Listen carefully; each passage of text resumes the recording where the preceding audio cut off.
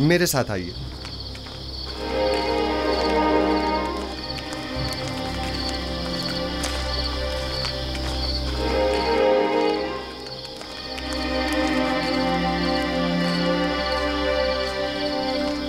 खैरियत अजीज मिस्र जनाब यूसुफ, अचानक इस वक्त कैसे तशरीफ लाए हैं? अभी मालूम हो जाता है। बेनारूस और कसर के खानसामा को मेरे पास भेजो। बेनारूस और खानसामा को खबर करो।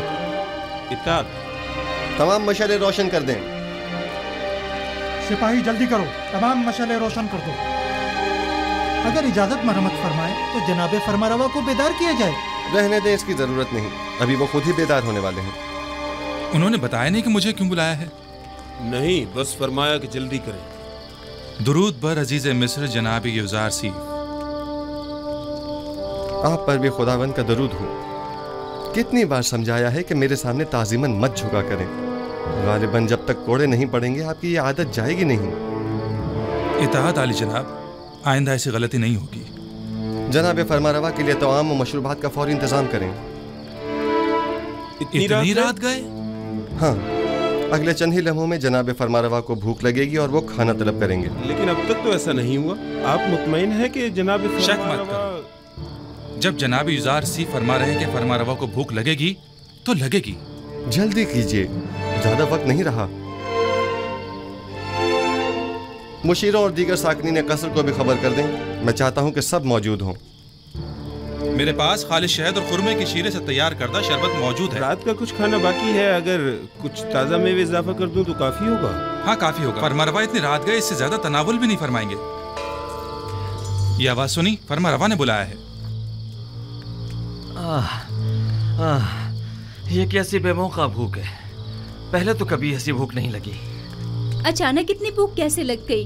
कहीं आपकी तबीयत तो नासाज नहीं हो गई? अगर आप कहें तो सेनोहा को बुलाऊं?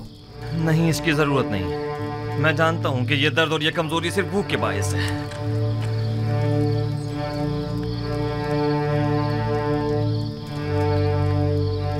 दरूद बर फरमारवाए हकीम मिस्र और बानू नफरती तीर पर। अजीज मिस्टर यहाँ क्या कर रहे हैं? आप कब तशरीफ लाए? जनाब फरमारवा को भूख नहीं लगी? इतनी शदीद के बस भूख से मरने की देर है।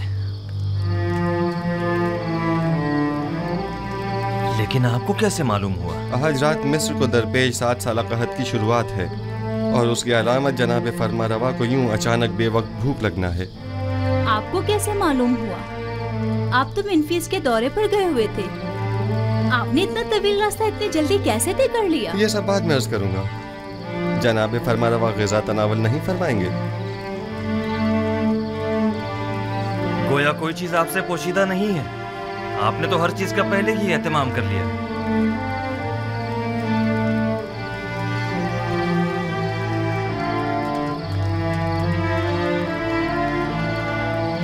मिस्र में 7 साल कहत की आज से शुरुआत हो गई है और कल से मर्द में मिस्र को किफायत शुआरी से काम लेना होगा।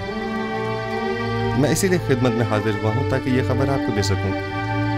आप जो भी मुनासिब समझिए वो कीजिए। हम खुदावंद मताल से मुल्तमिस हैं कि वो हमारी मदद फरमाए ताकि हम कहत जैसे संगीन बहरान पर बखूबी काबू पा सकें। अजीब बात है, मुझे भी भूख महसूस हो रही है।